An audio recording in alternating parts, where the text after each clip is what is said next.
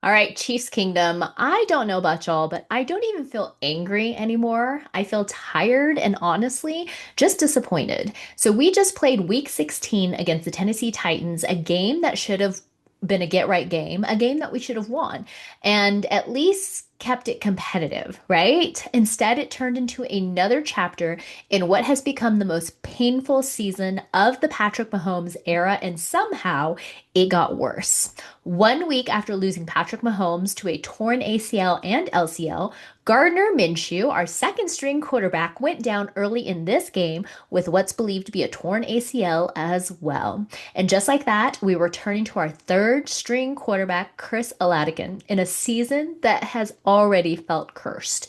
So today we're talking about the good, the bad, and the ugly, even if there even was any good. And then, more importantly, what the Chiefs must do in these final games of this season to set themselves up for next season. So let's be real about where we are coming into this game, where we were coming into this game.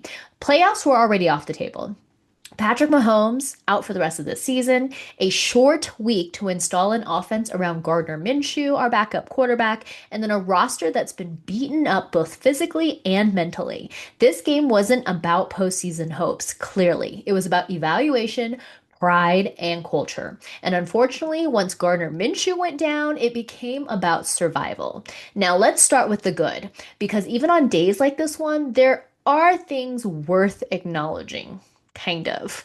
The defense kept fighting. I'll give credit where credit's due, and the defense did not quit. They were put into impossible situations with short fields, constant momentum swings, and an offense that couldn't sustain any drives. And yet, they still showed effort. Tackling stayed mostly sound. The front seven continued to compete, and this unit has quietly been one of the more consistent parts of this team all season, and that didn't suddenly disappear here in this game.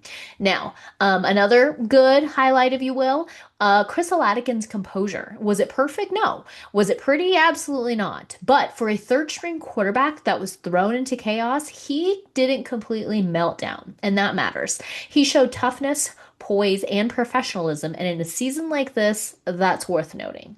So that's about all I've got. On the good, let's get into the bad because there's a lot of it.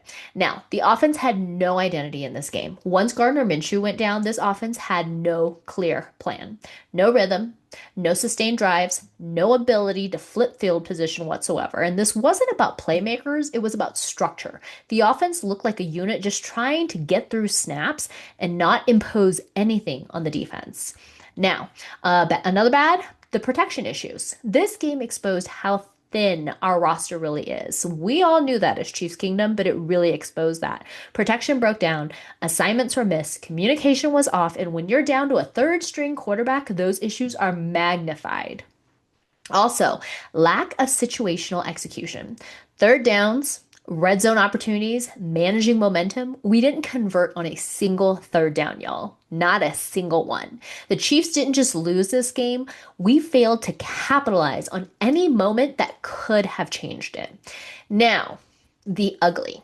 Back to back torn ACLs. Are you serious? There's no sugarcoating this. First, Patrick Mahomes, then Gardner Minshew. Two torn ACLs 2 weeks in a row, and that's not just bad luck, that's devastating. It raises serious questions about protection schemes, offensive line health, and the cumulative toll that this season has taken on this team. Now, the emotional state of this team is also something that we need to talk about because you could see it. This team looked deflated, not angry, not fired up, except for Creed Humphrey and Trey Smith after early in the game, and I'm glad that they were. But as a whole, this team wasn't fired up. We just looked worn down. And that's when you know that a season has taken its toll. Now, the third thing I want to talk about that was ugly was that this loss simply was not competitive. This wasn't a last second heartbreak. It wasn't a fluke. The Chiefs were out executed, out controlled, and outpaced for long stretches. And that's the hardest part to accept. At one point, I really believed that we were going to win this game 3-2. I really did. And then somehow we went on to lose it even worse. Anyhow, what should the Chiefs do now? Let's talk about this with a couple games still left. What should this team do to do anything with the rest of the season? We need to treat the rest of the season like it's a live evaluation. Every snap matters now, not for wins, but for decisions moving forward. Who plays with effort, who communicates well, who shows awareness, and who competes when it's hard.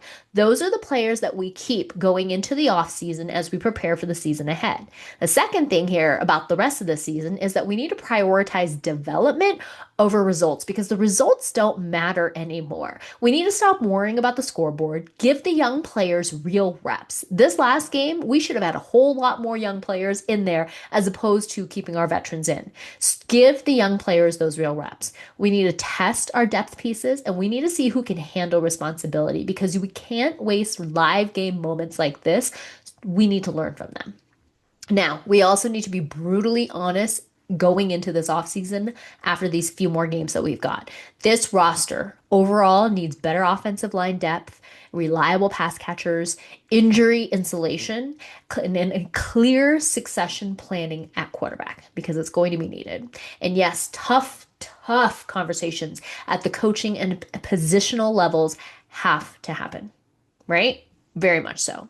Now, my final thoughts coming out of this week 16 loss against the Tennessee Titans is that this season hurts. There's no denying that whatsoever. But if you've been a fan long enough through Montana, through the lean years, through the rebuilds, you know this truth that great teams don't avoid down seasons. They respond to them. Now, this year will test how our Chiefs reset, how they protect their franchise quarterback, and how they rebuild trust with the fan base that's used to excellence, spoiled by excellence. I'm disappointed. I'm tired, but I'm still here. And if you are too, make sure you hit like, subscribe, and let's talk through what comes next together.